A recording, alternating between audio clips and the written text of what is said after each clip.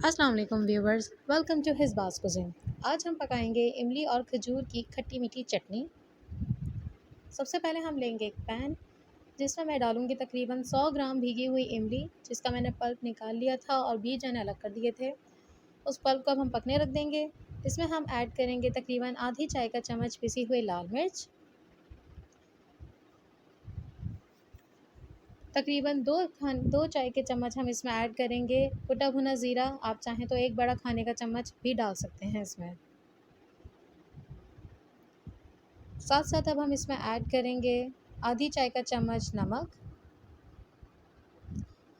और मैं इसमें शामिल करूँगी तकरीबन 2 खाने के चम्मच चीनी। आप चाहें तो इसकी जगह पे गुड़ का इस्तेमाल भी कर सकते हैं।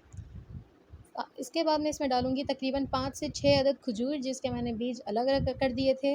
अब इसको आप छोटे छोटे पीसेस करके खजूर के इसमें ऐड कर देंगे और इसको अच्छे से मिक्स कर देंगे।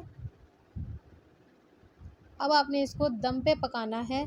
इसको बहुत तेज़ आंच पे मत पकाइएगा, वरना खजूर सही से मिक्स नहीं हो पाएंगी इस पूरी चटनी के साथ। तकरीबन 10 से 15 मिनट ये दम पे पकेगी और इसके बाद अब आप ये देख सकते हैं इतने मज़ेदार सी चटनी तैयार हो चुकी है। सारी खजूर और मसाले सब अच्छे से इसमें मिक्स हो चुके हैं।